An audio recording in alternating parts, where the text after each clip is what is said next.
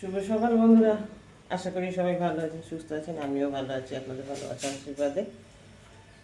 নতুন আরেকটা ব্লগের সাথে স্বাগত। রোজই তোমাদের বলি কিন্তু নতুন আরেকটা ব্লগের সাথে স্বাগত, কিন্তু আমি সারাদিনের ভিডিও বন্ধুরা তোমাদের সাথে আমি শেয়ার করতে পারি না।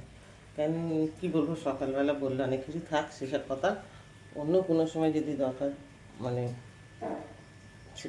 বুঝে সব কিছু শেয়ার করবো তোমাদের সাথে।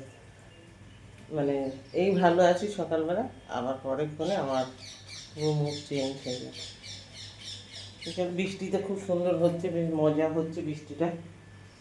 গত 2 দিন ধরে ভালোই বৃষ্টি হচ্ছে দেখো।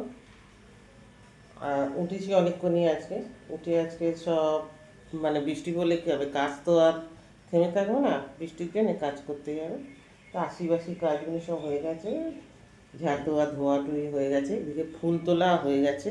আজকে কতগুলি ফুল তুলেছি তোমাকে ব্যাক ক্যামেরা দেখাই, দাঁড়া। রোজ ছেলে তোলে, আজকে আমি তুলেছি। আমাদের কাছে এই যে 5টা বড় বড় লাল জবা ফুটেছে, বুঝেছো? কি সুন্দর সুন্দর জবা, 5টা। আর একটা ফুটেছে লক্ষ্মী জবা, ভিতরে আছে। আর এই যে গেরুয়া জবা ফুটেছে। আর ওই পাশের বাড়ি মাসিমাদের কাছে তো এই টগর ফুলগুলি নিই। আর দুব্বা তুলে নিয়েছি আজকে, কী বলে, বুধবার, গণেশজির চরণে তো দুব্বা দিতে হয়। তো চলো, এই ফুলগুলি হয়েছে। বলি না, আমাদের যা ফুল হয় ঘরে নিত্য পুজো হয়ে যায় প্রত্যেক দিনে। তুলসী গাছও আছে। দুঃখের বিষয় আমার বেল গাছটা নেই, জানো তো। বেল গাছটা ঠিক এই তুলসী মঞ্চের পিছনের দিকটা ছিল, বিশাল বড় বেল গাছ হয়েছিল। বিশাল বড় মানে ভালোই বড় হয়েছিল। আর সবে প্রথম বছর ফলও এসেছিলো গাছটা। আর হলো না, কী বলে, আমফান জ্বরে গাছটা আমার নষ্ট হয়ে গেল। আমফানে কী হয়েছিল বুঝতে পারিনি আমরা,